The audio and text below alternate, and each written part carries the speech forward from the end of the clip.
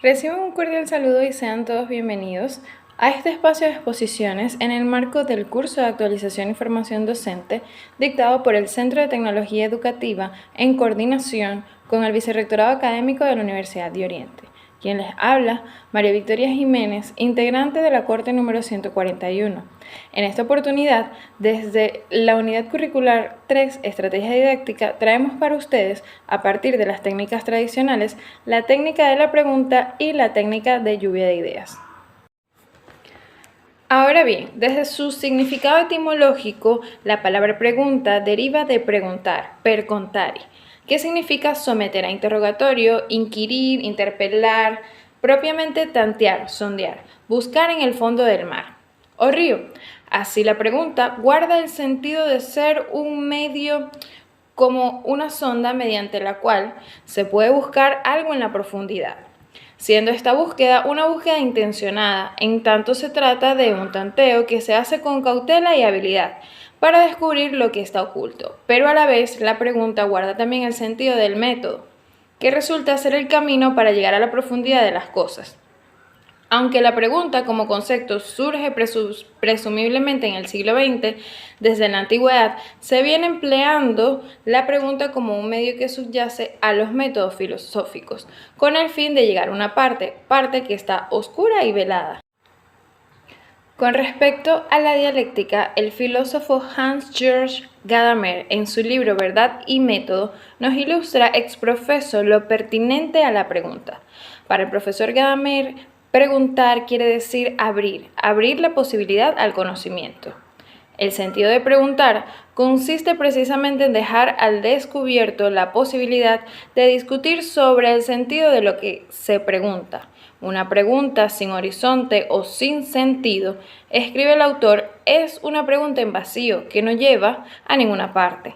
De acuerdo con Gadamer, el preguntar es también el arte de pensar.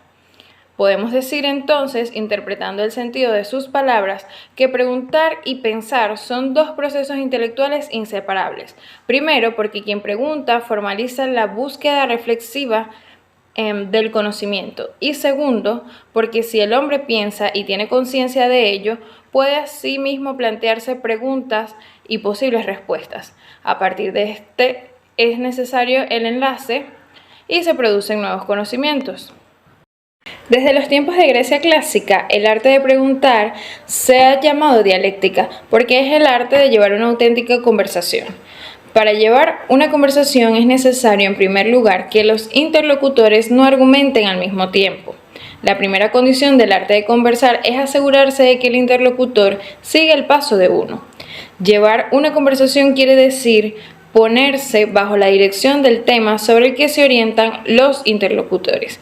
Requiere no aplastar al otro con argumentos, sino balancear realmente el peso objetivo de la opinión antagónica. La conversación como comunicación interpersonal tiene necesariamente una estructura de intercambio, de pregunta y respuesta. Por ello, en toda conversación, sin que esto sea mirado como un ritual académico, el arte de preguntar está siempre presente como recurso pedagógico, como una posibilidad dinámica de apertura al conocimiento. Ahora bien, se señalan tres características de la pregunta didáctica. 1, que abre espacios de diálogo. 2, que posibilita la comunicación y la comprensión de los sentidos. Y 3, que introduce a los estudiantes en los métodos propios del saber. Si bien es difícil separar estas características para comprenderlas individualmente, se referirá en un primer momento al último aspecto, para finalizar con el primero por considerarlo como una característica sintetizadora de la pregunta didáctica. Una de las características de la pregunta didáctica es que introduce a los estudiantes en el método propio del saber. El encargo de la didáctica universitaria es insertar a los estudiantes en el método de construcción del saber, al seguir este método en la enseñanza, pero orientado por una reflexión pedagógica, didáctica y epistemológica. Dado que se trata de introducir a los estudiantes en un método, la pregunta didáctica se manifiesta en una secuencia de preguntas que busca estimular el pensamiento del estudiante conforme a la lógica del método, pero a la vez busca comunicar el sentido de los saberes para que el estudiante comprenda, es decir, para crear una unidad de sentido con ellos, con los saberes. Al respecto, señala John, la mayoría de las preguntas de los maestros se hacen en largas sucesiones con una clara unidad del propósito. Y agrega además que las preguntas de una serie no se yuxtaponen al azar. Las series de preguntas reflejan un proceso de estrategia de búsqueda de objetivos, que para el caso de la enseñanza en la universidad es introducir a los estudiantes en la lógica del saber. Únicamente sobre el fondo de esta estrategia, que a menudo es tácita, no se anuncia, podemos determinar la función de las preguntas individuales. De modo que es por medio de la serie de preguntas como el profesor va orientando al estudiante según el método hacia la comprensión del sentido de los saberes, en la medida en que lo invita a examinar una cuestión siguiendo la lógica del saber. Es un hecho que esta secuencia de preguntas responde a la reflexión pedagógica, didáctica y epistemológica que ha hecho el docente en busca de estimular el pensamiento de los estudiantes según la lógica del método. Ya se notaba anteriormente que una acertada interpretación del saber da lugar a una serie de actividades a desarrollar por el estudiante para estimular su pensamiento. En este sentido, afirma Zabalza que las preguntas del profesor predefinen el tipo de operación mental que desea licitar en el alumno. Por su parte, Aebli señala que el profesor que plantea una pregunta invita al estudiante sencillamente a considerar un objeto presente desde un determinado punto de vista. Y Danilov afirma de aquí que los conocimientos sean fruto de la actividad mental de los alumnos y de que estos descubran la interdependencia de los fenómenos estudiados y comprendan la lógica de la propia ciencia. Ahora es importante determinar cuál sería el criterio de selección para el empleo de preguntas como estrategia didáctica, entendiendo que ésta favorece la reflexión en la medida en que potencia una actitud crítica frente a temáticas planteadas y hace posible la construcción de significados relevantes para el estudiante. Del mismo modo, al establecerse como una estrategia que guía el proceso para el estudiante, puede derivar en aprendizajes permanentes y significativos para su formación. Finalmente, considerando su valor como estrategia transversal, diferentes áreas de formación académica insta a la reflexión, un proceso que juega un papel central para el mejoramiento del desempeño en el aula. Su internalización como estrategia inherente al proceso de enseñanza-aprendizaje irá en directo beneficio en las habilidades cognitivo-lingüísticas, especialmente de la argumentación, tan necesaria para la creación de significados y para el asentamiento de una postura individual que colabora en la definición de la identidad de cada persona.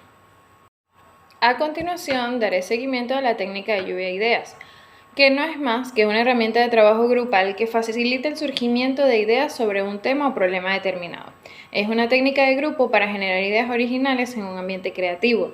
Esta herramienta fue ideada en el año 1939 por Alex Finney Osborne. Fue denominada brainstorming, cuando su búsqueda de ideas creativas se tradujo en un proceso interactivo de grupo no estructurado que generaba más y mejores ideas que las que los individuos podían producir trabajando de forma independiente, dando oportunidad de dar sugerencias sobre un determinado asunto y aprovechando la capacidad creativa de los participantes. El resultado deseable en una sesión de brainstorming es que se creen un gran número de soluciones o ideas, sean estas posibles o imposibles de aplicar en la realidad. Para conseguirlo es necesario establecer una serie de normas de conductas y tomar en cuenta que todas las ideas son aceptables y nadie puede someter a crítica la idea de otros. Los participantes exponen sus ideas a medida que las van pensando y todas son anotadas. El proceso de lluvia de ideas finaliza cuando no se generan nuevas soluciones. Es entonces cuando se inicia la discusión crítica, analizando el valor de cada una de las aportaciones realizadas, así como la reflexión y la argumentación en cuanto a su viabilidad y pertinencia, y en cuanto a la aplicabilidad a la situación o caso concreto planteado. Dentro de las ventajas de la utilización de esta técnica, tenemos la obtención de una amplia gama de ideas en un menor tiempo, el estímulo de la creatividad de los miembros del equipo de trabajo, la eliminación de los bloqueos por parte del equipo frente a un contenido determinado, así como la obtención de diversas soluciones posibles sobre un mismo problema. Ahora bien, podemos caracterizar la lluvia de ideas dentro de los siguientes ítems.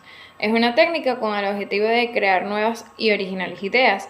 Es muy utilizada en las empresas para crear nuevos productos, potencia y fomenta la creatividad en equipo y además permite obtener mayores soluciones para resolver un problema.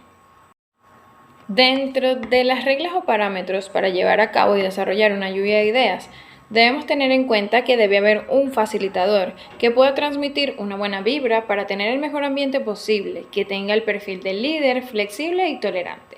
Lo más recomendable es que sea un grupo de 10 a 15 personas, ya que de ser más se perderían las participaciones. Cada integrante tiene derecho a aportar una sola idea. Esto va a variar dependiendo del moderador. Las ideas no deben ser repetidas. Nadie puede criticar las ideas de los demás y el ejercicio terminará cuando ya no hayan o existan más ideas. El tiempo destinado es aproximadamente 60 a 90 minutos. En esto se incluyen 10 minutos para la motivación, 20 o 30 para generar las ideas y lo sobrante para el análisis de las mismas. El lenguaje que se utiliza es coloquial y tal vez científico. Este depende de qué tipo de personas realicen la actividad y de qué temas estén hablando. El grupo de trabajo podrá disponerse en un salón de conferencias o en el sitio de preferencia, donde el grupo pueda iniciar la sesión. El facilitador presenta el tema central y estipula un tiempo límite para el desarrollo de ideas, pudiendo utilizar de pronto un mapa mental para organizar el brainstorming o lluvia de ideas. Pasado el tiempo, cada integrante expone sus propuestas y el facilitador toma nota de cada una de ellas. Se establecen los criterios que ayudarán a elegir las mejores ideas y se procede a evaluar conforme a los mismos. Se presenta una lista de las ideas aprobadas y en consenso se procede a elegir la más favorable. Luego se establece el procedimiento a seguir para ejecutar la propuesta elegida. Ahora, ¿cuándo sé que debo proponer o seleccionar la estrategia de lluvia de ideas? Bien, una lluvia de ideas se utiliza cuando existe la necesidad de dar rienda suelta a la creatividad de un equipo de trabajo, producir una gran cantidad de ideas y lograr una mayor integración de los miembros del equipo en el proceso de trabajo y así captar posibles oportunidades de mejora. Para finalizar mi intervención, quiero concluir con el siguiente mensaje de Maurice Tardy. Saber algo ya no es suficiente, es preciso también saber enseñar. Gracias.